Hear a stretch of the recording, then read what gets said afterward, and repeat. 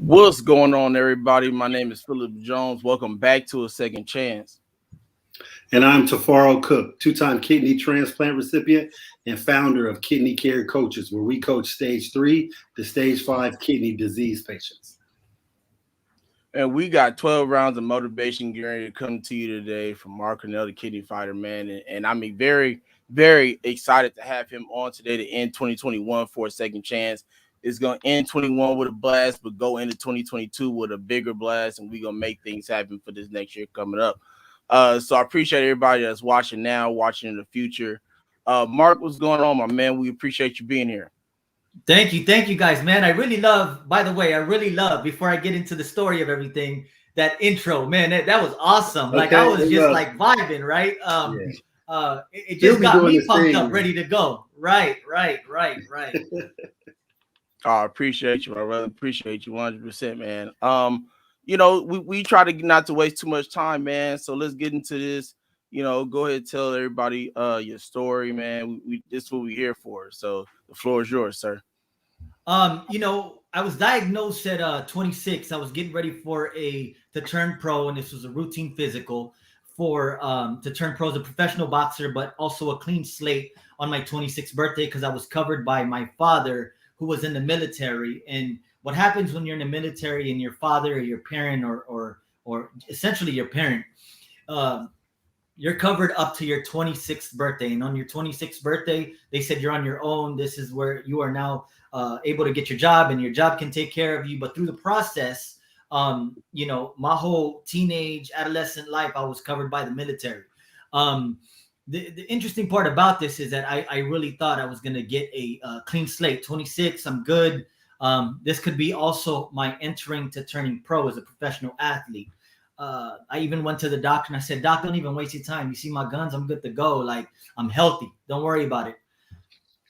Sure enough, she did my blood labs, and she said, "Marc," called me a couple of days later and said, "We need to get you back in here. Your data looks a bit off. Your creatinine looks a little bit elevated." I didn't know what that was at the moment. And I said, "Sure, okay, I know it's a definite breach." So I came in there. She said, "Look, we want to do a biopsy to make sure that your kidneys aren't not functioning." Sure enough, I got in to do a biopsy, and then I found out I had kidney disease. And that's how my journey all started. I fought kidney disease for almost 8 years, and then I ended up on dialysis. And in the last 2, I was on dialysis and then got a kidney transplant. But through the process, those 8 years was one of the most intense moments because I didn't know anybody in this community. I thought I was alone. I thought I was the only person with kidney disease. I had it's called FSGS, focal segmental glomerulosarcosis, which is scarring in the kidneys, essentially what that means. And what happened, I didn't know what that was. They said, "You have FSGS, you're diagnosed with this." And the thing about healthcare, what I didn't know is that if I don't ask, they don't tell, right? Sir, you got this, you're going through this, and that's it. They get you out. So that's how it all began, man. And I'm just glad to be here. I'm now 2 years post kidney transplant, and the journey's been amazing since. You get your roads in the very beginning after transplant. You wait about 6 months to see if you're okay, and then you wait that next 6, and then you're like, all right, well, let me dab into non-renal diet, and then you start eating all that good food, and you start gaining weight from that prednisone and that freedom of eating, and drinking a lot of water. I think I drink a lot. I drink like 8 or 9 of these a day, which is equivalent to like 3.5 liters. And that's essentially how my story is, in the gist of everything. But yeah, so this has been my journey. It's been amazing. Let me ask you a question. The 8 years that you fought, what was that like? Tell us how that was. When you fight something, obviously we go through a 5-stage of emotions, right? It's called DABDA: denial, anger, bargaining, depression, and anxiety, right? And or not anxiety, it's called acceptance. Acceptance, right? Yeah, you go through these whole nice. Bella, I'm watching all the things that come in. Thank you for sharing. I really appreciate that. But you go through these 5 different stages, and the first 4 really took like a year at a time, right? Depression, a year, anxiety, a year, bargaining, a year. Actually, that was all 3 years, because I was like, are you sure? Because I still feel good. The thing about kidney disease is that you can't tell that you're sick right to the very end of it. Some people can say, I do feel symptoms because I'm a bit more tired, but I didn't feel all that till stages, right? The stage 5, and be always tired all the time. I mean, I wake up from a 8-hour nap, and then get up by do work, and then by 1 o'clock I'm beat. So essentially, I couldn't tell the difference that I was sick. I was still in the gym. I was still sparring, drinking coffee. They told me to get on the renal diet, and in all honesty, man, I didn't know what that renal diet was till I got on dialysis, right? That renal diet really played its real crucial component when I ended up on dialysis, as opposed to stage 1 to 5, right? Because I was like, I feel good. I don't feel any different. I'm good. The only thing is my creatinine level keeps elevating. And you go through this mindset of like, all right, I'm good. And then hey man, I'm fighting this illness. And then you have all your peers and your friends and your parents and your family saying, you look good though. How are you sick? You look externally amazing. So it really plays a backfire. I don't know how everyone takes that. When somebody took that, and I took that, especially as someone who's trying to compete, I was happy when someone said, dang man, you stuck that jab to that person's face pretty solid. That was a slick move to throw that uppercut right after. For me, those are compliments to boost me up, right? So that was also the same thing that was happening here, right? I would leave, people saying, Mark, that was a slick boxing round. Then you'd go home and say, I'm tired, but your family's saying, but you don't look sick. You're completely healthy. You're fit. You're running. You're waking up at 6 doing your runs. And it really messes with your mind. I think that was one of the components getting to this kidney failure and this journey, that everyone kept telling me I look fine, I look good. But what they don't realize is that internally, towards stage 4 and stage 5, the symptoms started to show a little bit. I didn't know the renal diet, in all honesty, till I got the day 1 of dialysis, right? Because you slip and you eat something wrong, you're going to end up in the ER. I learned that very quick. It took me 5 times in the ER to say, you know what, I'm buckling down. I can't have that. I can't have that either. Drinking water. A lot of people, when they drink water, it goes to their extremities, right? Their hands, their face, their feet. Mine's went into my lungs. So I knew I drank a lot of water when I couldn't sleep on the bed, because I'm like, dang, I can't breathe. So I would sleep like this a lot of times. I actually bought a sleeping desk, like one of these small, like a little desk by my bed. In the case I drank more than 16 ounces of water a day. If I drank a little bit more, if I drank 32 because I was just thirsty and I couldn't break any ice, I would end up being like this. So that really, don't touch the iron, I touched it. Don't touch the iron, I touched it again. But I didn't learn till I looked at my hands and I was like, dang, I'm really burned. You know what I mean? And it took me a while to do that. So a lot of people, I can only speak for myself, right? I wasn't disciplined till it took me several times to either see the ER or it showed in my dialysis, right? Like, you guys know when you get on that scale, you're like, man, I'm 56. I gotta go down to 53. And Right. man, if they take out 52, I'm gonna start cramping, and then I walk out Yes. with those headaches because they took out too much, and you just know your body a little bit more Yeah. than the average person does, right? So you go in there, you're like, you know what? I know I messed up, but I'm gonna pay for it on dialysis. And I didn't know that till the first 3 months, right? Mark, you're at 59, and my dry weight was 53. And to have 59, that's a lot. Yeah. I mean, go 3 over, start 4 and 5, you'll start feeling the difference, the puffiness, the man, what's going on, and I wasn't urinating already. So that was one of the things that definitely triggered what I went through this process. Let me ask you something. So you eventually you slowed down urinating, right? Like eventually. Oh yeah, I think I was still urinating while I was on dialysis, but I didn't. It didn't take till about a month out. So the month I got on dialysis, boom, I was like, oh man, this is like a spit. Like I'm spitting now at this point, urinating, right? So it wasn't a lot. I mean, I went from urinating all the time. I mean, that's another thing. The doctor says, well, if you're urinating, your kidneys are working. Man, I was urinating so much, but that's also another sign of kidney failure. It's just constantly urinating. And I didn't know that, man. And I was thinking to myself, you know what? I'm urinating. I'm good. But that was also another sign that I had kidney disease, including the foamy urine, the fatigue, so all of these things started to add up now that I'm post 2 years kidney transplant. I'm like, damn, you know what?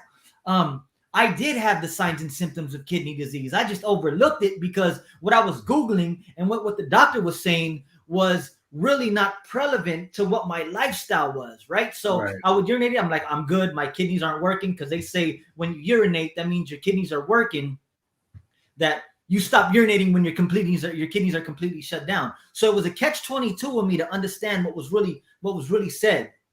You know what I'm saying? And that played a key role now that I know where I'm at 2 years post kidney transplant. So let me ask you this question. You talk about mindset earlier, right? So how long did it take for you to make that adjustment of your mindset to say and kind of come to terms with, okay, I have to deal with, kidney disease? 'Cause I know for some people as an adult, it's not that easy to take in, right? It was easier for me as a kid because I heard it as 4 years old coming up. So it was just literally my life, right? It's harder, I think, as an adult when you have all these plans, you put in all this school and work, in the gym, getting, Miss Cook wanted to play football, you wanted to box, things of that nature. You put all this hard work in, you have these goals and admirations to get things done, and then you look up and your doctor's like, yeah, we're gonna cut all this out. You going to have to need to do dialysis now. I see that it took kind of a while for you to get to that point, but how long between when you found out and you going to dialysis did it take for your mindset to kind of come to terms with everything, to make the adjustments that you had to make to be content and live your life right, to be able to continue to live, as Mr. Cook, a good quality of life after that? That's a very good question. Let me break that down real quick. When I found out, and how did I feel? Because I was an adult. You're shocked. You're shocked initially, right? You're like, oh shoot, what's going on? Then it's like, I'm gonna die next month. There's no question, because I don't know what I'm going through. I wasn't educated. Now I can definitely keep up. You put me in front of a nephrologist or even a team, man. I think I'm as sharp to sit at the table, no question. Yeah. But when you're first diagnosed, they give you a bare minimal of information, and now you got to look at a different group of friends, right? Because my friends are like, man, we got you. I mean, and here's the truth about we got you and we're your buddies. they don't understand what we're going through. So it's hard to comprehend that somebody is saying, yo, we got you, and I understand what you got through, and they're empathizing, as opposed to a person like me, you, and Mr. Cook over here saying, look, man, I know exactly what you're going through. I seen when I said, remember those headaches? Remember when we got on the dry weight?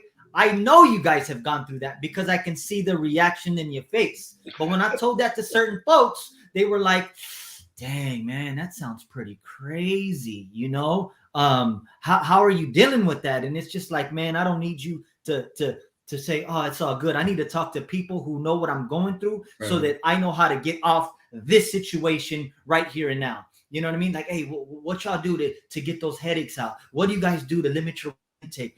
What do you guys do so that, you know, X, Y, and Z? You know, so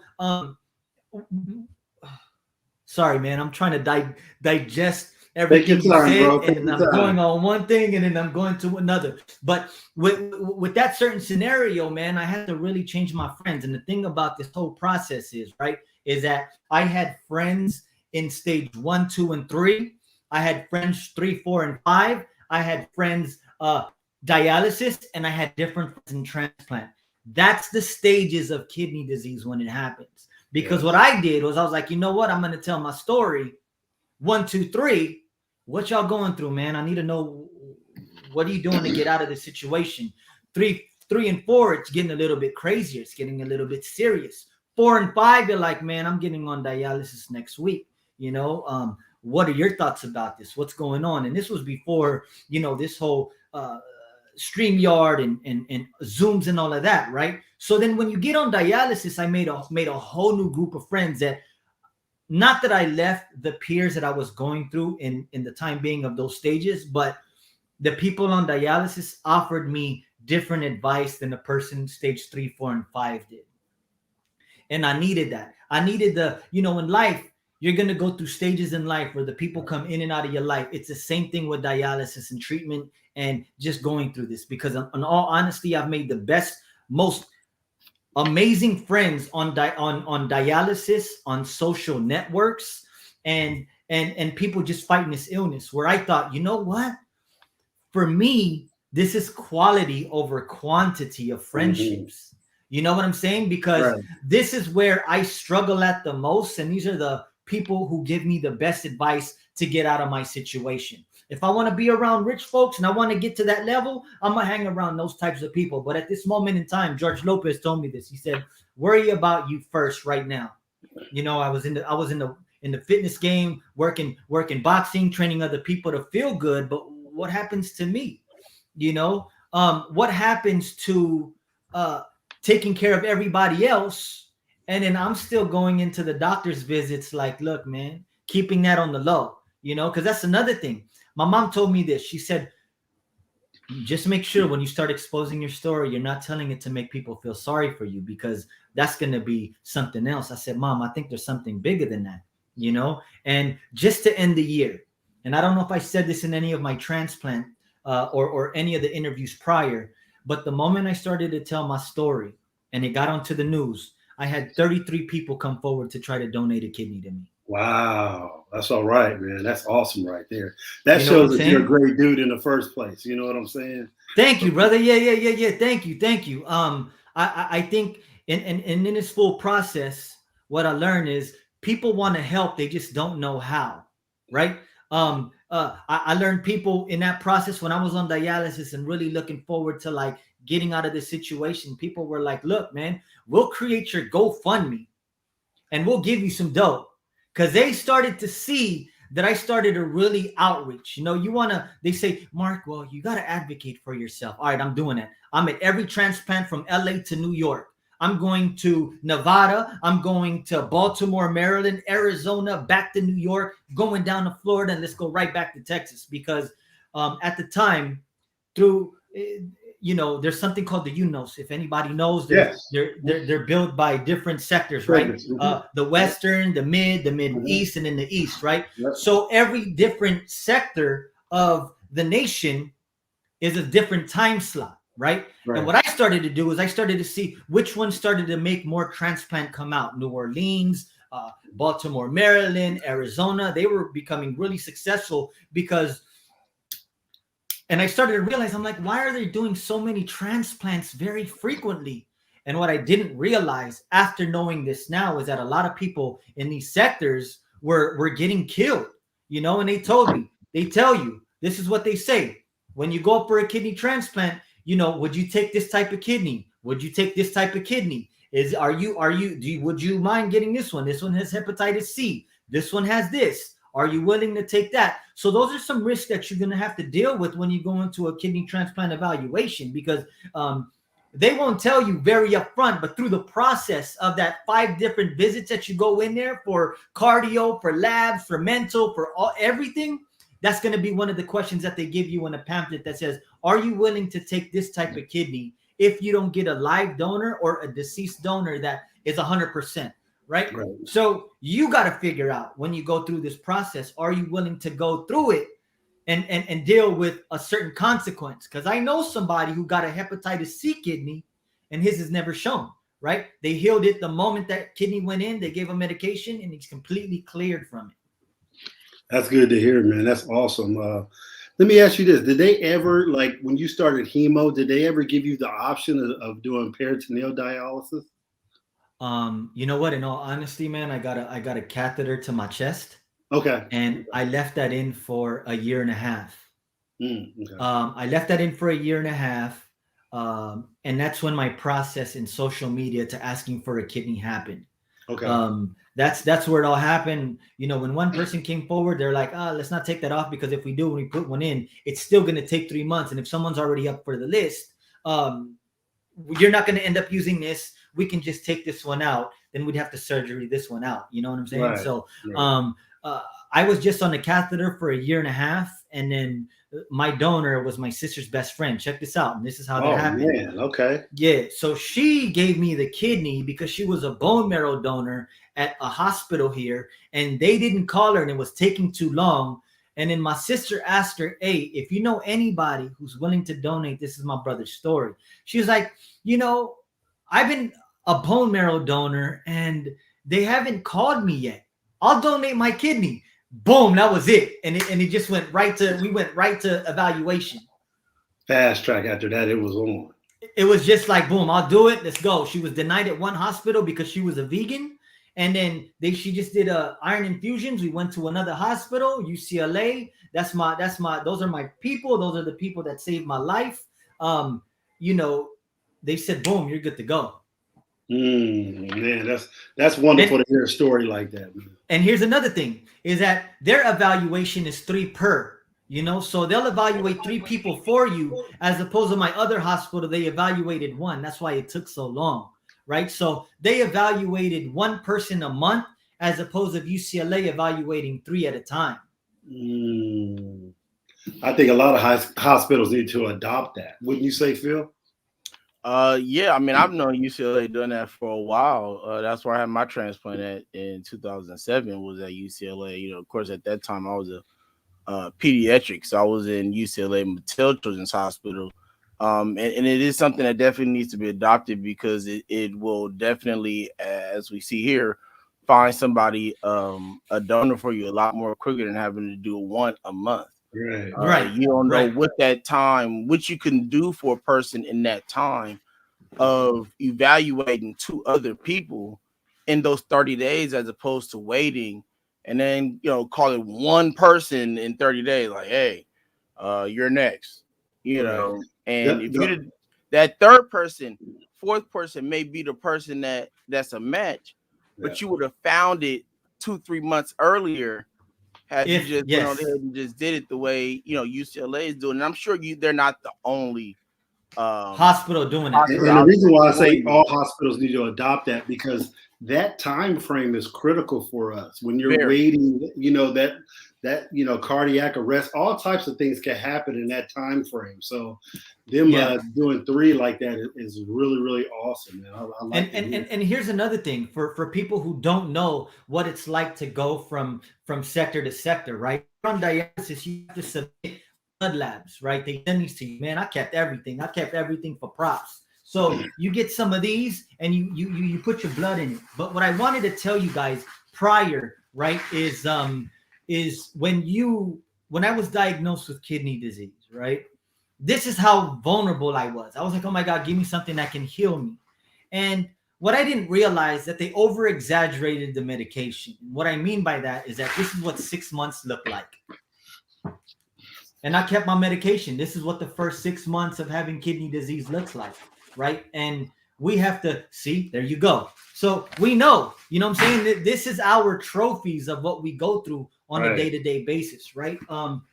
We got that. We're also now talking about medical bills, right? I mean, I didn't know about all the medical stuff that comes with it. Like I'm in the hospital's office once a month, and then it's accumulating because I'm still trying to pay for it last month because they're doing X, Y, and Z. And you're just like, yo, what's going on? You know? Oh, there's another bill because they gave you some Tylenol in the process. That's about $600-700. I'm like, dude, I could have just got that at the local store, you know? Right. So yeah, so that's you know. That's awesome, man.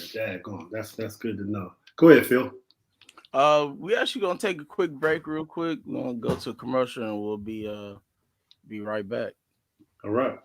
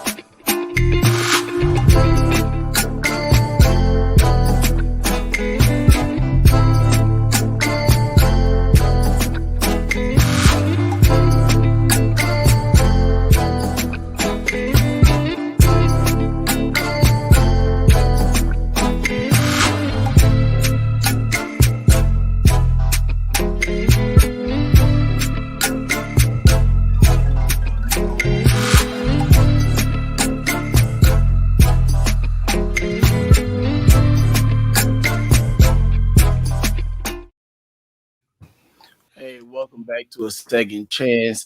Before we get into, we have a question from Bella here for you, Mark, if you don't mind. Did they inform you about the possibilities that your FSGS can return 100%? But the thing is that in the first year was the most critical. The first 3 days after transplant was even was even more critical. But they say the longer it prolongs of FSGS returning, the better you are off with it, Yes. right? So, yes, they did tell me about the possibilities, but they were more worried about the first 3 days and the first year of that specific return of FSGS. Awesome. Thank you for that. So, let's get into something, man. We were talking about some things earlier before we came on, man, and go ahead, tell people, maybe about some resources and some things that you may have done to get you from point A to point B. Point A being, when the doctor originally told you, okay, your kidneys are failing, to dialysis, and what you do between dialysis and the transplant, and what are you doing now? Reading videos that you may have watched, think people that you may have talked to that helped you get through your situation, because I've said this a lot. We can't do this on our own. It's just not a possibility for us to be able to just fight this whole thing on our own. So I'm sure it was somebody there that you had to go and speak to, that was like you said, that just kind of, hey, I got you.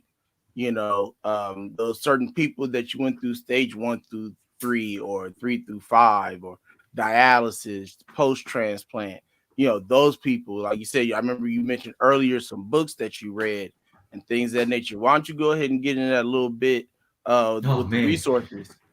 Yeah, of course. So it here's the real truth, man. It took me about 3 years to really get out of my hole. I mean, I can remember everything. The only really thing that really kept me out from really, like, how do I say this, man, from really taking my life, in all honesty, you know what I'm saying? I was on 60 milligrams of prednisone. All I had was the boxing gym. All I had was to punch. All I knew was to punch. You're taking something away from me that all I known since the age of like 14, 13 years old was how to throw my fist.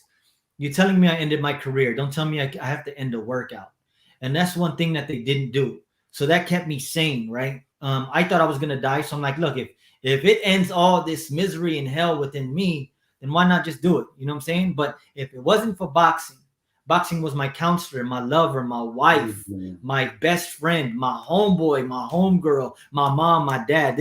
This is where I put all my life into when I say boxing saved my life from my upbringing and saved my life in what I went through, right? So those were the first 3 stages of what I went through.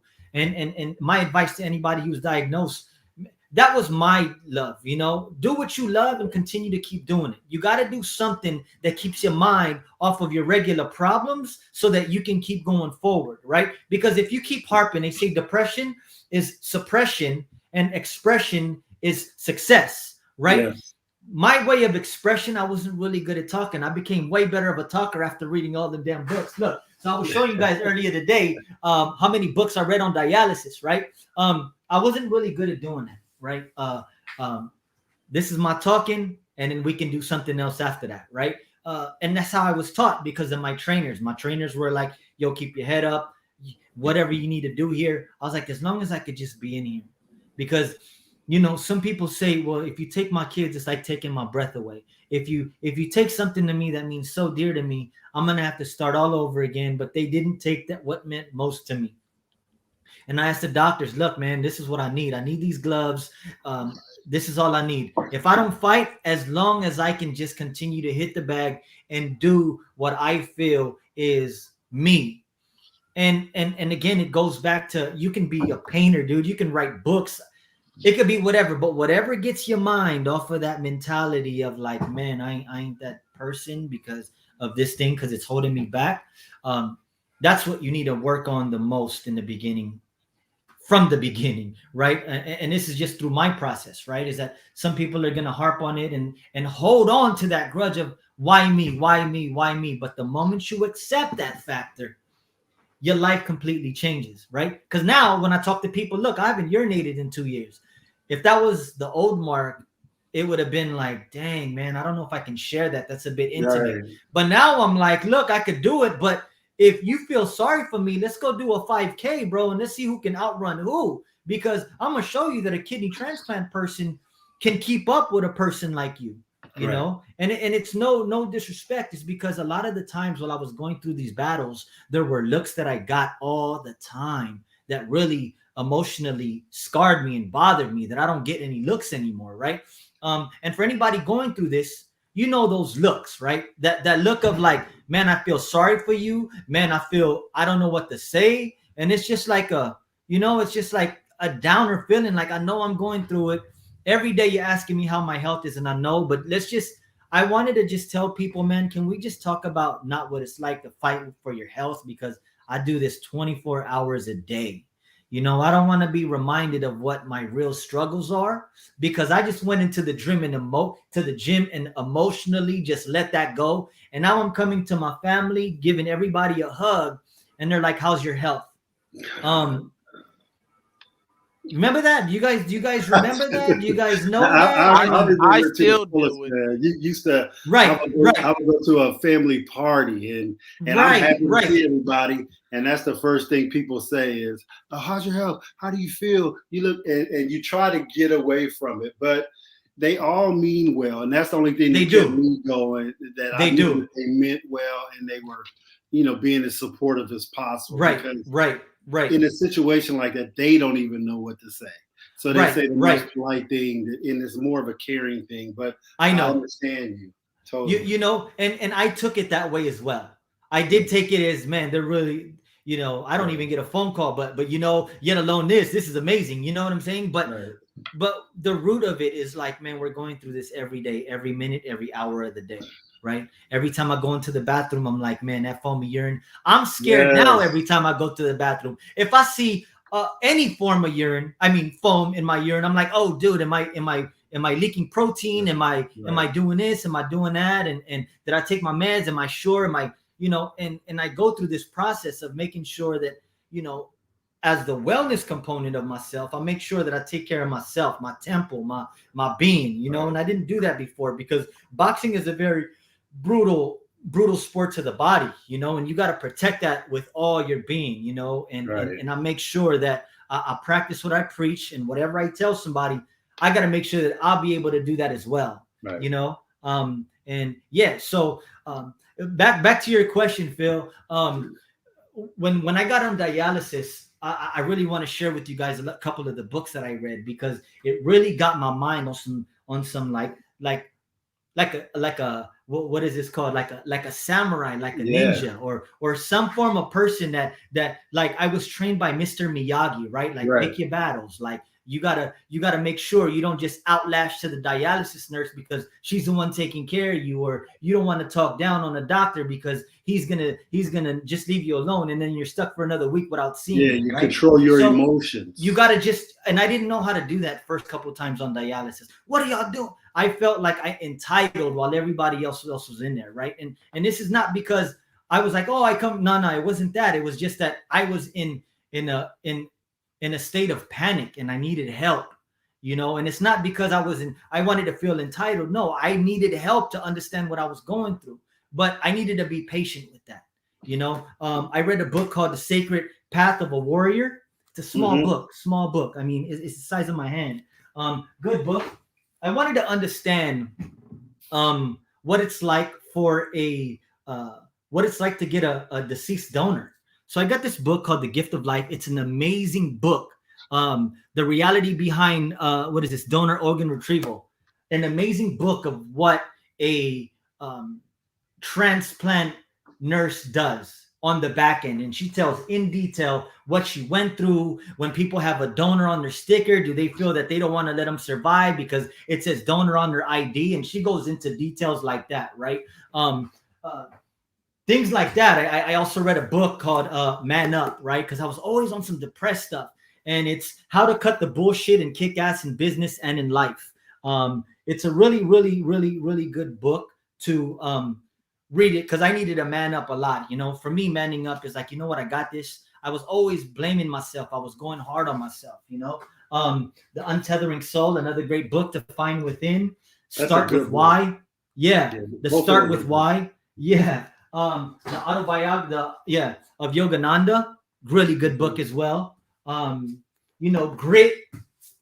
by Angela Duckworth. Really good book. I think those books are like our tools that we have to go and use as resources when we're down, because these tools help. These books are tools that they give us on how to control your emotions, how to control when you're down. So you use these techniques, and I think they're really, really valuable, and we have to practice them. And once you start practicing them, you start seeing your true self. You start being more self-aware of where you are. And like you said, I think, Marco, I was on dialysis close to 12 years. And so I get where you're going with that. And just like, I played college ball when I got sick. So we're kind of like in the same area where all I knew was football. Well, what I did was I owned my own fitness studio, and that's where I got my energy from. Was I just loved helping people, and it just inspired me to keep on helping people, and it kept me not focusing on me, just focusing on that. And then I would do my PD, then I went to hemo and things like that. But I clearly understand, reading these books, and I suggest everybody has to find something, in either in a book or something to take your mind off what you're going through, so you can, and then get the tools to help you. Because I think when you're going through something like this, we tend to lash out at everybody else, but the fingers are all pointing back to us. And once you start knowing who yourself is, it starts to help you so much more. I think it's more of an awakening, man. You start to really know who you are once you go through something so traumatic as losing an organ or something like that.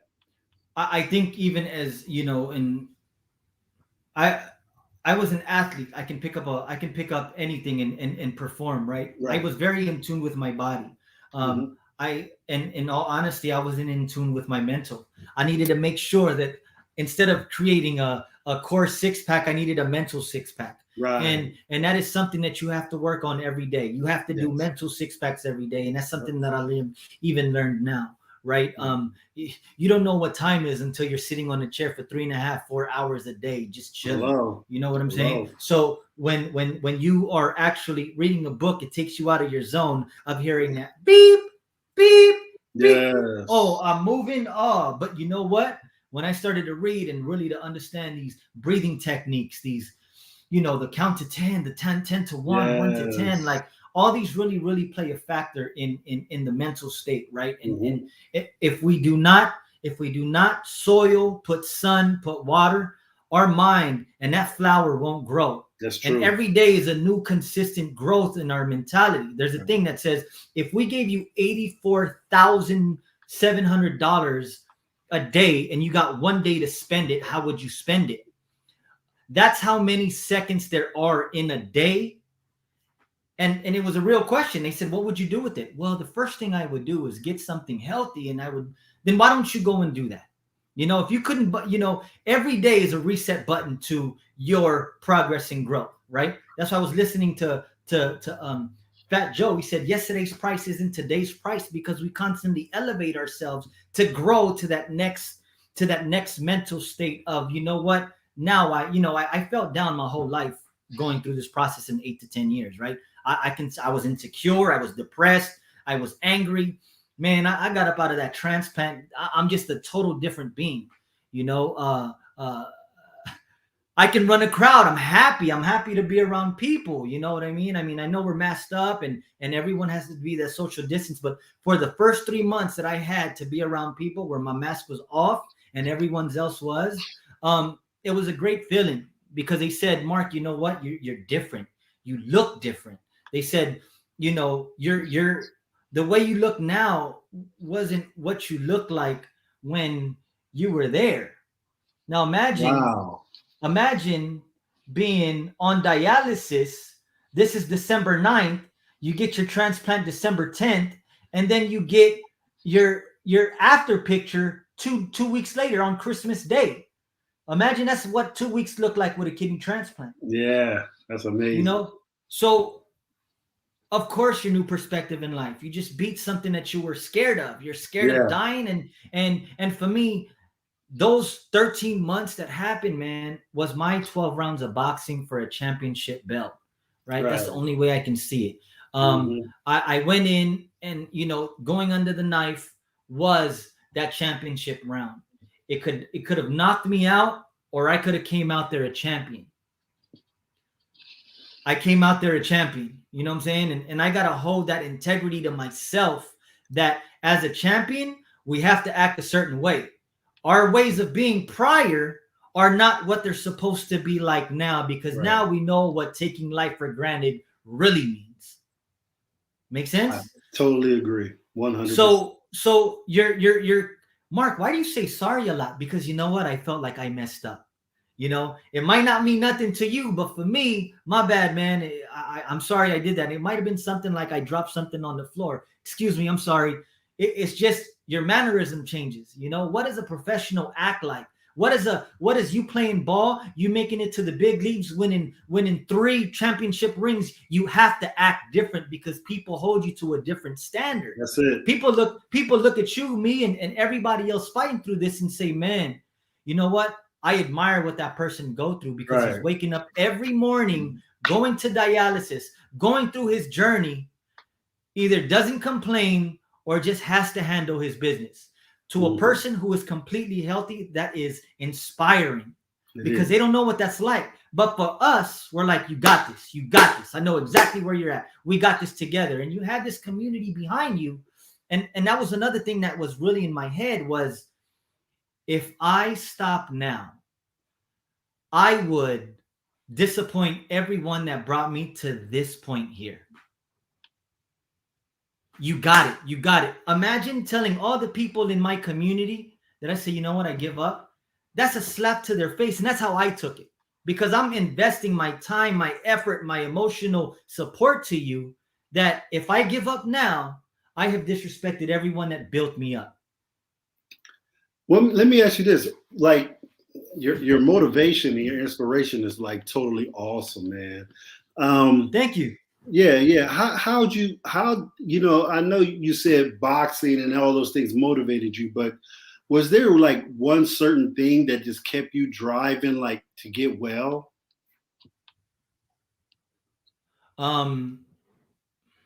Like a person or something you wanted to do, something you wanted to accomplish? I told my girl that we were going to get married. Okay. And she said, you got to get better though. And I said, I'm going to get better so that we can get married. I mean, she was doing my pills, taking me to dialysis, picking me up. And bear in mind, we're not married. This is just my girlfriend at the time. That's ride or die. That's a ride or die, and that thing right there really motivated me. Number one, to say, you know what, I got to get healthy. She's holding me accountable. Imagine that's another person that was like, if I give up now and say, you know what, I'm going to start drinking and smoking, I disrespected the woman that's holding me down, That's it. That is truly holding you down, because there's not that many people that would do something like that, because even in her process, they're like, wow, you're a strong woman. I would have left if that were my shoes. And she has told me that, and things like that. So yes, she was one of the reasons. Another one was, in all honesty, Bill, it was the kidney transplant Olympics. I wanted to perform there, man. I want to go through that, man. I lost my opportunity in the boxing world, man. I want to do that here. Like this is my second chance at, like, I really thought, when I went through the evaluation process, I said, I need to get through this, right? Because I want to go through the transplant Olympics. Like, that's my goal. That's my only vision. That's the only thing I want to do. So in life, that is my top of the top. It's not money. It's not, I'm good. But it's that moment of just watching people, the journey that I went through, they went through, and we all just celebrating. I was always just like, damn, man, when am I going to get this transplant? When am I going to get off dialysis? When am I going to do this and that? And besides her, it was that. Nothing else, brother. Nothing else. I don't care if I get last place. At least I step foot in San Diego to just do a activity. You know what I'm saying? Where I can shine. I'm not going to put athlete. I'm not going to flex. I just want to do me. I want to do what makes me happy. And now I understand what George Lopez said when he said, you got to focus on you first. And that's something that I learned to do through the process. You owning a gym and running a gym we are catering type people. Right. Right. Yeah. So what then happens is, what happens when we want to be catered to? We're left in the dirt because all we do is give everybody without asking for anything in return, right or wrong. So it puts us in a situation where, like, man, it's hard to ask. That's why when I asked for 33 people and 33 people came forward, it didn't come directly from my mouth. Somebody said, tell me your story and I'm going to put it out to the world. That's exactly what happened. You know what I mean? I didn't, because it went back to my mom telling me, man, if I told a story, I'm going to have people feel sorry for me. But she says you can also utilize that tool to motivate people. Because there are people in your same situation that need to be motivated because this is their last resort and they just need to hear one thing. And they might have heard it 1,000 times, but that 1,001th time, it clicked. And that's all that matters. That's awesome, man. Woo, powerful. Go ahead, Phil. You know what's crazy is that you kind of just summed up my reasoning for a second chance, really, because I've gotten asked, and I posted this before on Facebook. People ask me before, why are you even doing this show? Like, for what? Well, why do you, you're going through dialysis yourself, and you're dealing with these things. You have brain surgery, you're doing this, you're doing that, and what I had to tell people was that you have to know who I am to understand my reasoning for it. Right. If you don't understand who I am as a person, as a transplant recipient, as a dialysis patient, as a kidney fighter, then you won't understand my reasoning for it. If you don't understand another kidney warrior or anything that they've ever gone through, you won't understand my reason for it, because it's all connected together. Our stories, like Miss Cookie said before, man, you can line up 20 different people and you'll get 20 different stories each time. It's never going to change. But the stories that we give from each other is the motivation for people to continue to put one foot in front of another and keep going forward and keep fighting and keep striving. And one of the biggest things Ms. Cook ever said to me really is the quality of life. It's not just about living, it's about how you live. It's about how good of a life you have while you're living. You don't want to just be a goddamn vegetable just laying around in your bed all day. You want to be able to go take walks and go chill with the family, go barbecue, go do this, go do that, fishing or whatever you like to do. Mr. Cook likes to stay in the gym banging all the time. That's his thing. That's what he likes to do. I'm pretty sure Mark is the same way, with just that mentality of being a fighter background. I'm not so much at that point back there yet. Used to be. I'm not gonna say I was never a gym person. I was actually in the gym a lot. But my purpose for a second chance and is to be that difference maker. It's why I always say we're here to save and change lives. Before Mr. Cook said earlier, he did a show with Mr. Kidney earlier today, right before he got on here. And he was saying that the purpose is basically to prevent people from having to deal with kidney disease and not even get to that point, right? So my counter to that is some people are going to have to deal with it no matter what, right? It's hereditary, it comes from family, it's just something that's going to happen.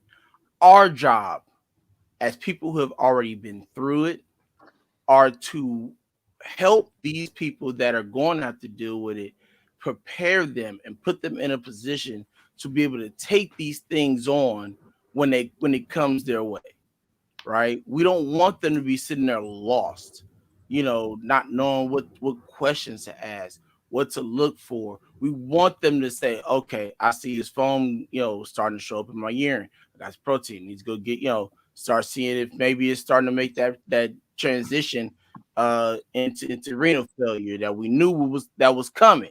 But they catch it early, so they can make those adjustments and things of that nature earlier in time, right? That's what I feel that our job as people who have gone through this is to put the people who have not or will, but just haven't at the current moment in time been diagnosed, that are going to have to deal with these things.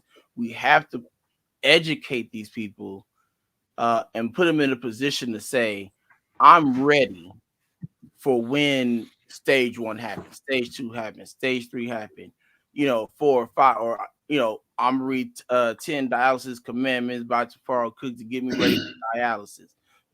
Those are things. Your story, Mark. Tifiro has his story of his own. I have one.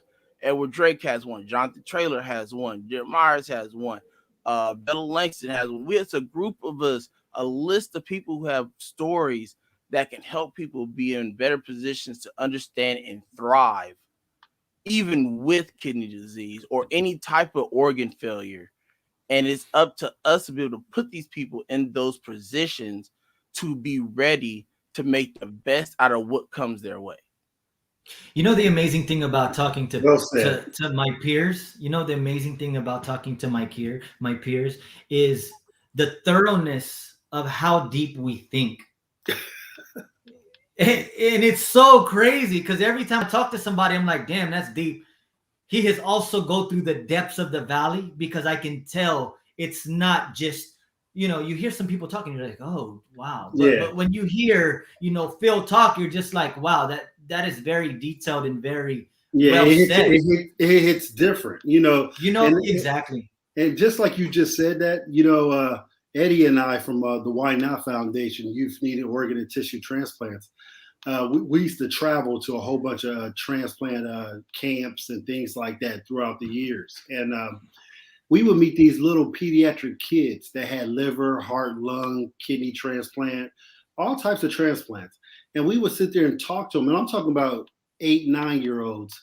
And they were so wise. You'd be like, what in the world? I know. And I mean, I looked at myself at 6, that age. I was like, there is no way in the world. And it's because they go through something so early but it's like when you go through something so early, you got to get serious. You have no more chances to be kids anymore. You can still be a kid, but it gets real serious. I think that's where the depth comes from, because Phil was 4 years old when he started going through this. Right. So, right. Yeah. So when you're going through it at a young age like that, you tend to get, the environment is serious because you're going to the hospital. Just like when I first started doing hemodialysis, I was young, and everybody in there was like 65, 70 something years old, and I was in my 20s, and I was like, wow, I'm in here with all these old people. Am I old? I start having thoughts of myself like, am I going to die early because everybody's so old and I'm in here with them?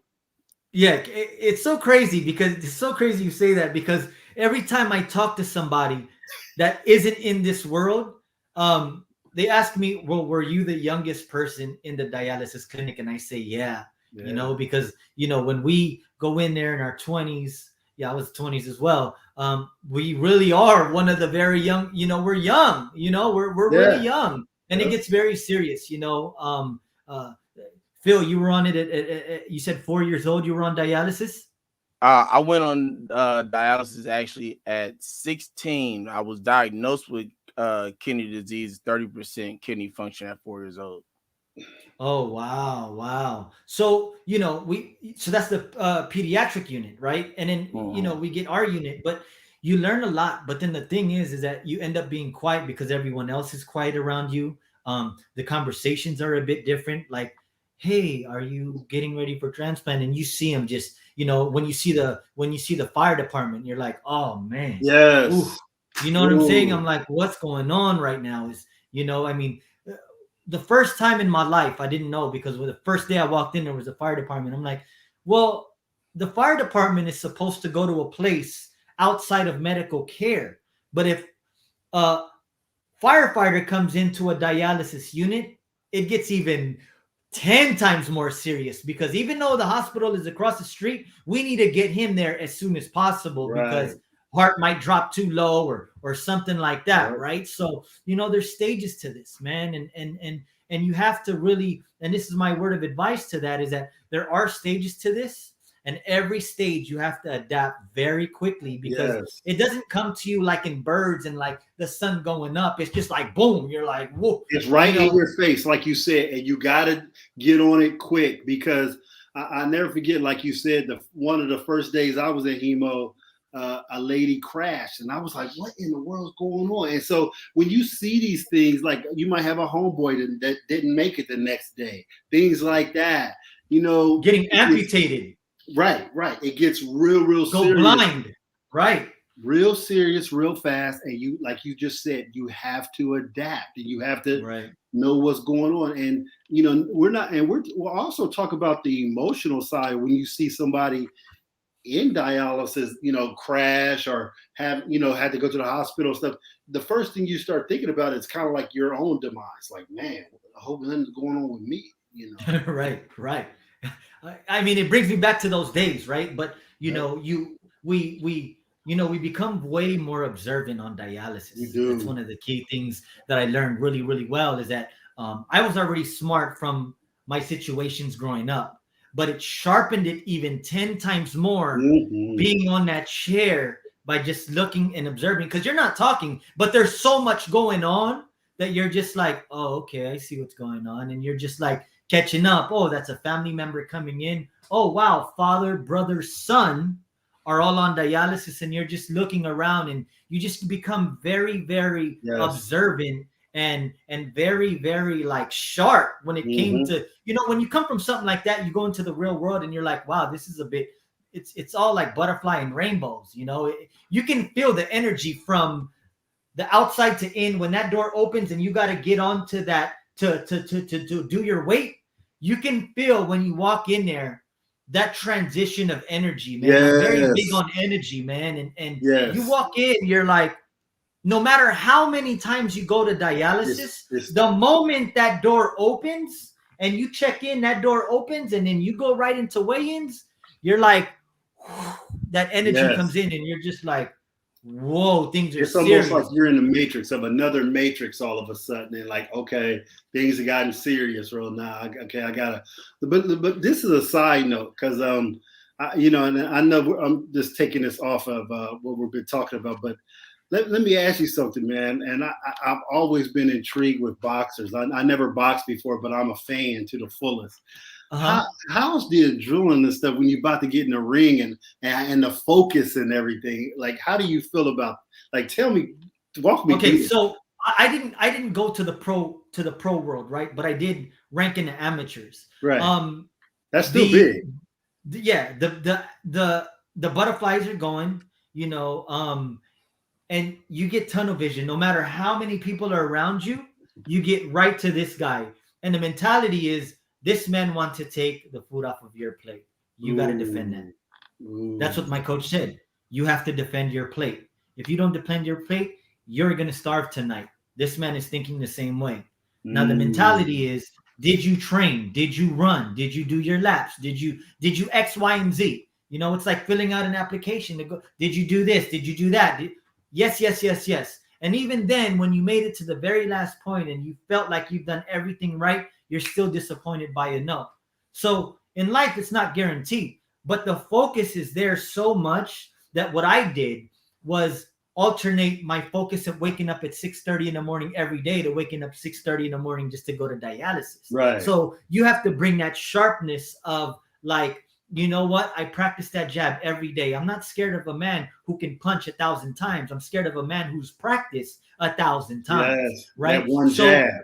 That one jab. I mean, you can throw 1,000. That's great. But if you can sit there and say, I can throw it from here, I can throw it from here, I can throw it from here, up here, and it's solid, that's the man you got to be wary about. Right. So that focus of being right there with that opponent and mentality, thinking he's going to take my head out. How do I keep my cool? What's going to keep me in the zone so that if I get punched, I'm just like, all right, good shot, my turn. It's not, that's why at the end, when you see boxers fight, it's always like, congratulations, like, hey man, good fight, because you got two warriors coming in there.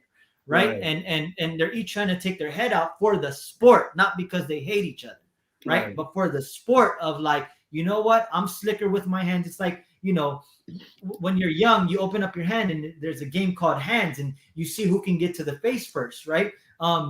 It's the same process. The goal is to be hit, is to hit without being hit, right? So that all comes into to the mindset, right? And what I did through this whole process is utilize what I've learned in boxing to now having my opponent as kidney failure. Every day was a round. Every day was a battle. If I'm not up at 6 a.m. running, kidney disease whooped my ass. Oh, sorry, it whooped my butt every day.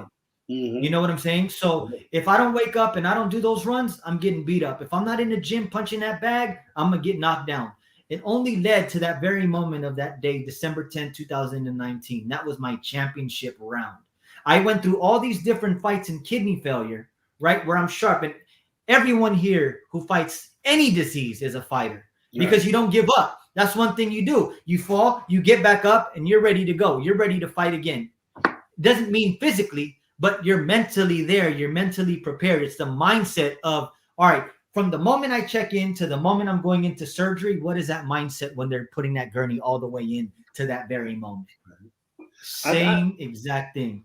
I think, Phil was an athlete. I was an athlete. You were a high level athlete as well. I think something about us where we tap into what we did. We've all been coached before. We all, and I think we all in some way take that over to, what we were going through and stuff and start fighting in another direction, man. Your story is powerful, brother. Ooh. Thank you, sir. And you played ball or you played ball? I played ball, football. I was a bigger dude back then. Yeah. Got it. So you have to defend home territory no matter what. Yep. That is your opponent. Kidney disease comes, you got to make sure they ain't coming into that part. That's it. Right? Because that ball that's got to be thrown has to go to that to your teammate. Your teammate is you. You're playing I'm playing coach, I'm playing receiver, I'm playing, you know what I'm saying? So I'm playing all these different roles. And when they say in business, you're wearing too many hats in business. When you're fighting for your life, you have to wear many hats. You have to play advocate. You have to play yourself. You have to play, is this real to me? Because if I'm playing myself, I can feel it. Because not only am I fighting for my life, I'm also fighting with my emotion.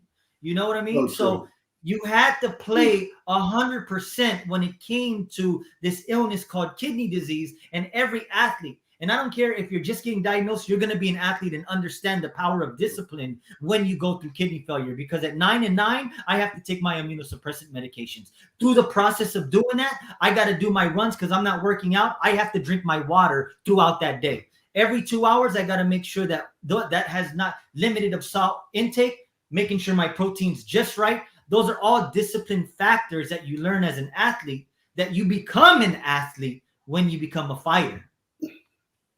Man, powerful. Ooh.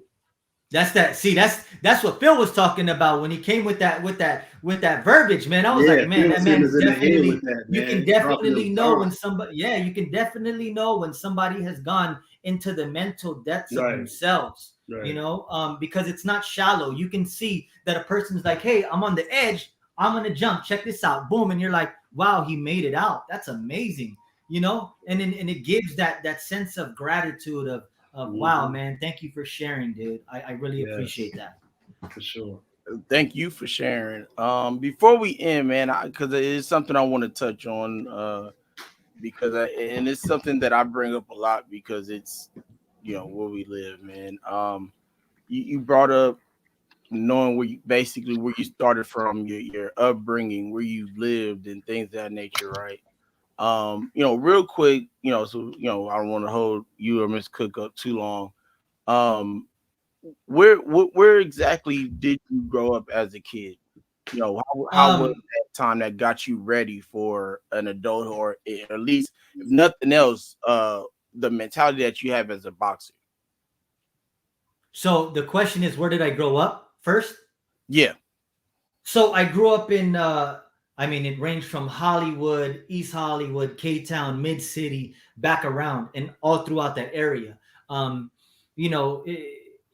people think Hollywood, glamour, and glitz from people from outside of California or LA.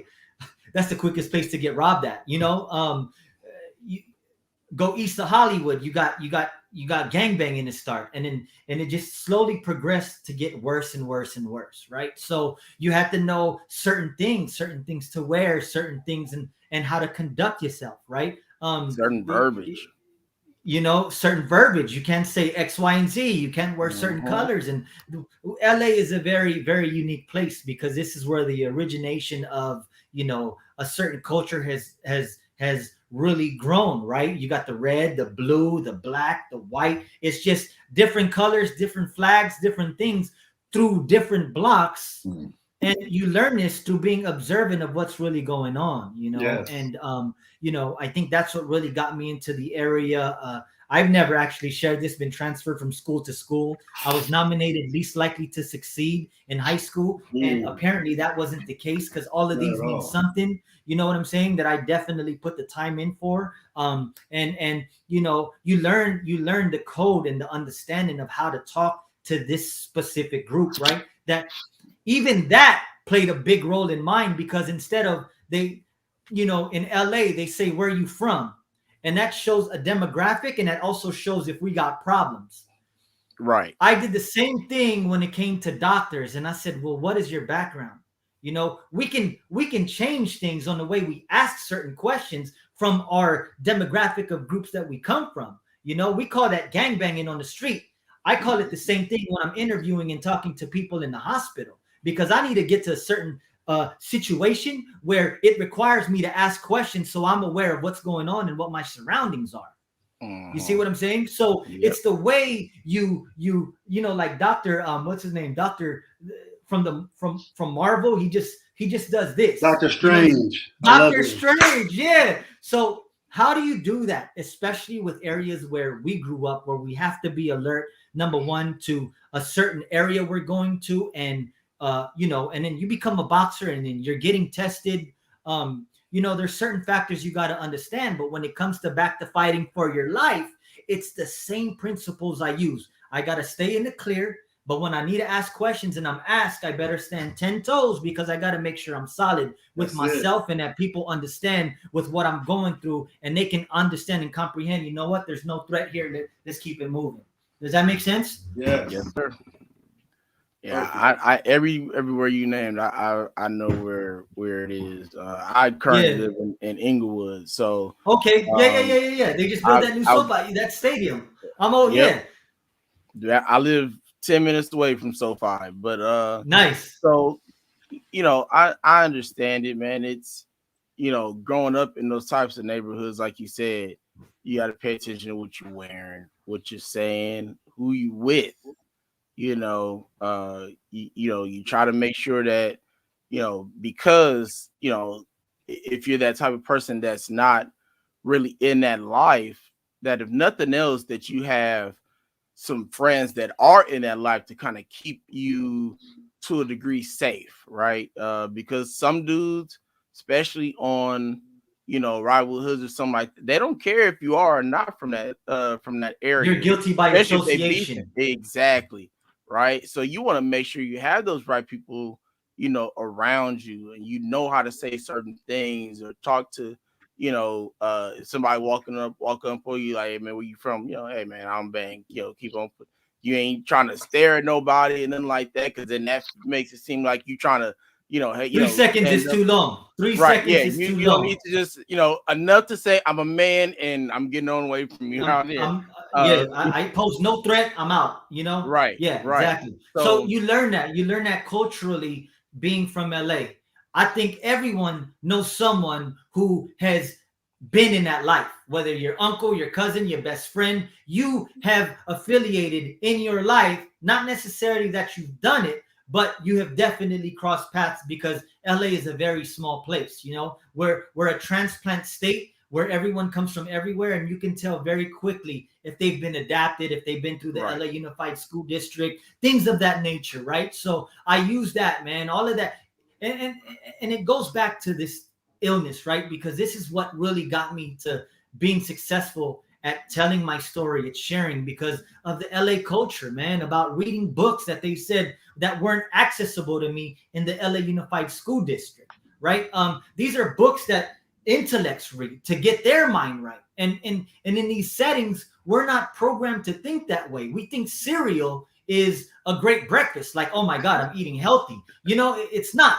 It's not. You know, we got to know that. We got to be very, very aware of what we program our head. That's why everything I'm telling you, it just goes in an 8, in an infinity, because I learn, and I have to use it. I have to use it, and I learn again. I use it. I learn again. I have to use it. You know, so yeah, thank you guys so much, man. I really appreciate it. You had me in my zone. I really love sharing what I went through, man. And you guys have a lot of knowledge as well. I can tell, man.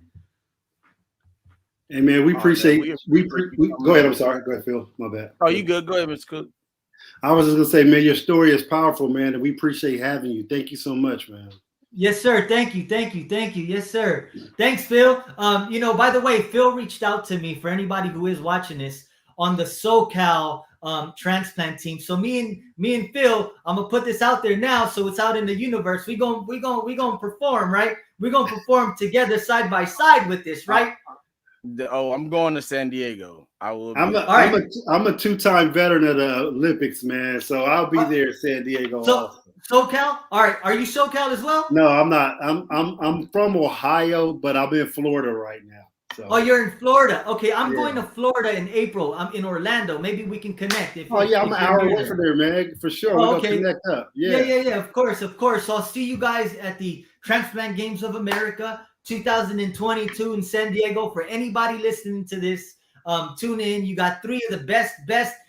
We are the best in the game. We're gonna try to do what we gotta do. Yeah, exactly. You know, and just do what we gotta do to make sure that, number one, we raise awareness, to never lose hope. You have a community. Thank you guys for doing what you do. It's amazing to see people out there doing this. At any given time, I know any one of you, if we were to ask to be called on a podcast, you guys would share your story. This community is amazing. Please feel free to reach out to any one of us